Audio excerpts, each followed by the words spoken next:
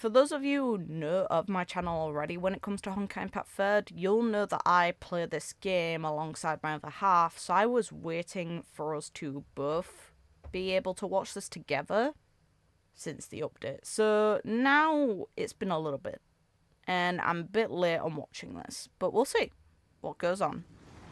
All I know... Oh, actual animation here, but not in the story itself for the Songshu fight. Really? That feels a bit rude. I want the full animations back. I hope they bring them back for future stuff in 3rd. As much as the half and half is kind of cool, I'd rather it be this.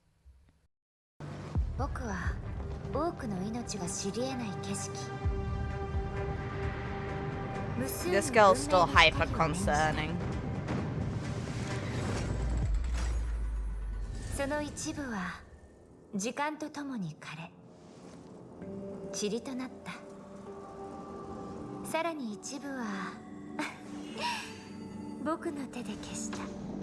Great.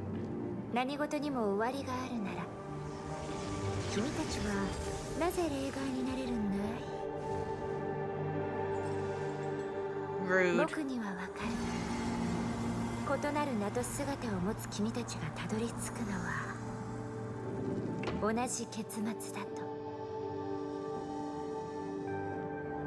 You're bloody rude.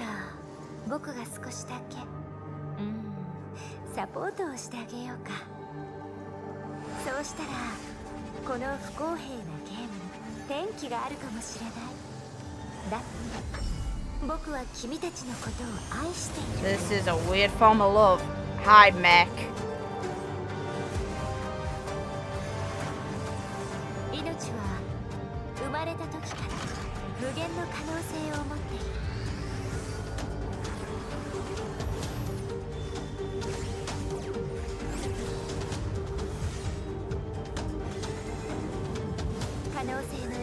Her having a Gundam is pretty cool, to be fair to her. No! Okay. Oh, here it comes. Let's go.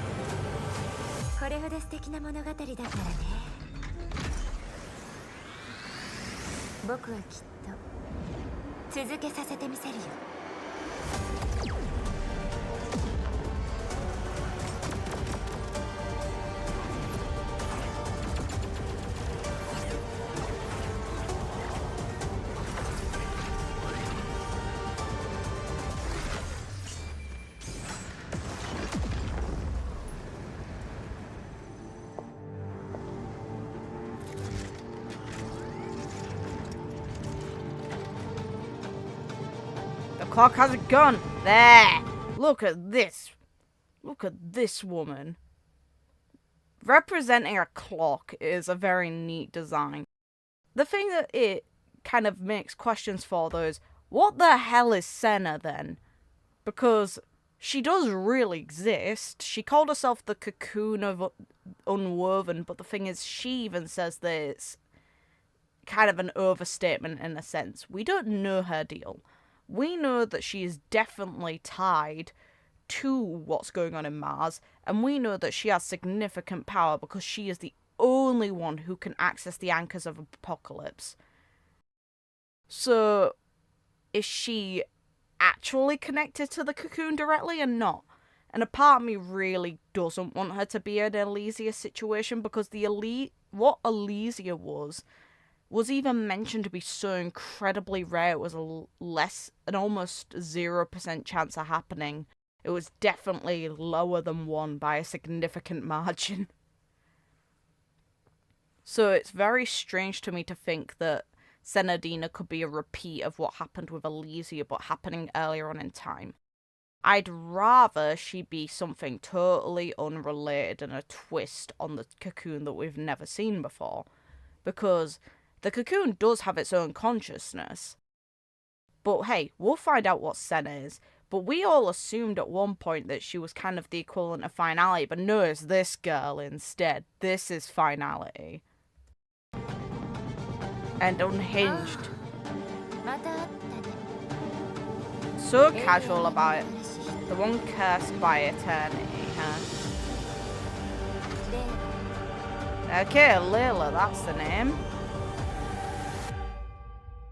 Cool. It's very interesting to see finality represented by a doomsday clock in, well, not even doomsday clock technically, just a clock is the representation of finality in Mars, and sure, it seems to be stuck. Like, this is the thing that's interesting, is the hands on the clock have actually been frozen. Were they different earlier on? No, they have changed. They just seem to have frozen in that moment, which is fair enough. Is there a symbolism behind the timing? No, it's just spinning. Oh, it's spinning in reverse. Because as we know, clockwise is obviously the natural progression of the clock. Anti-clockwise means a reversal of time. But time wouldn't be reversing. Instead, it seems like Mars became stagnant. Unless it's the simulations that are reversing, that could make sense.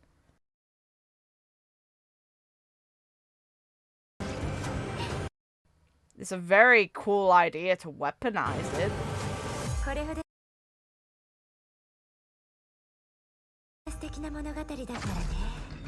It's very funny that of all the people to be kind of like the protagonist in this situation, it's Vita, who is chaos kind of incarnate, especially considering she's gonna meet Sparkle. That is so worrying. I don't want to spoil myself too much on the Sparkle stuff in third. I want to see it when it gets dripped and when she actually gets on my account. I'm so hyped for that though.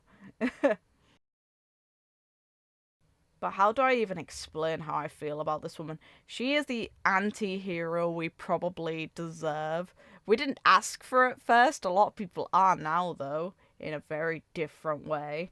But she is entertaining at the very least. I feel bad for Grecia still. This girl effectively went to get milk and left her with her kids. But aside from that, potential for her to appear in Star Rail exists, and that's concerning. But at the same time though, because of the information that seems to have been revealed about the cocoon of finality being kind of an emanator equivalent, it makes SAR look pathetically weak in the greater scheme of things, because we know that SAR was way, way weaker than the cocoon. Higher than a Herschel, but not an emanator by any stretch, and she's just now going out into the world. She's gonna see some fun things that she can't do anything about, because the Aeons are just so far beyond that. And now we have a lot of questions on what the deal with the cocoon even is.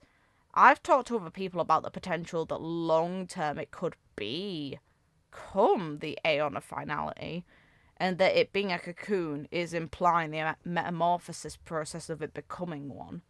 But that opens a lot of questions, and it would take time to probably see any kind of confirmation on. It's not a strict theory, it's just an idea because it'd be fun, and it'd tie it neatly into Star Rail's story. Because the Aeon of finality doesn't technically exist in the present, it's moving backwards through time to notify of this upcoming calamity. So it'd make perfect sense if it did technically exist in a different form somewhere else in the present. Either that, or it's bound to exist in the future. Like, the path is so embroiled into the imaginary tree, though, that it's able to move backwards in time. Something that we know Otto tried to do and couldn't really.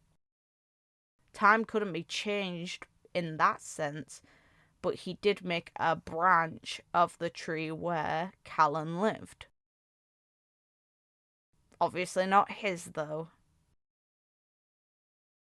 So the difference seemingly between Aeons and entities like the cocoon of finality and all other entities is the Aeons seem to exist outside of the limitations of the tree itself. They are almost like rule setters, or entities that have more of an impact on what happens to the imaginary tree. Meanwhile, all other things are kind of limited to the branches, to their leaves usually, and at most the branches they're linked to. It doesn't really go any deeper of a connection than that. And that matters a lot. I am really intrigued though. I want to see what comes of this. And I'm sure we all want to see what comes of this. Vita is interesting. I am skipping her only because I have characters I want the upgraded version of Senna to come out, man. I really want that version of Senna at some point. It'll make me sad if we don't get it. I'm very sad that Global isn't getting the third art book yet. Hopefully we do. It might be a bit though, which does make me sad. Oh well. Nothing that can be done about it. Yeah, best of luck people pulling on this woman. Hopefully you got her home. She is chaotic, alright. Seeing this imagery though, the clock is always watching. And that's hyper worrying. The hand reaching out and grabbing. It shows everyone's fighting against what I presume is meant to be the shadows, but in this case, it's the same clock eye. Like, she's omnipresent throughout it. Laylah is always there, and it's very worrying. And the obsession with Senadina is also incredibly concerning too. You can't help but kind of wonder what triggered all of this mess. Maybe this is why they didn't animate a Song Shoes moment, because, you know, in the end, the thing that matters to the story to be animated is this girl. I'm wondering how you initially met this woman, Vita.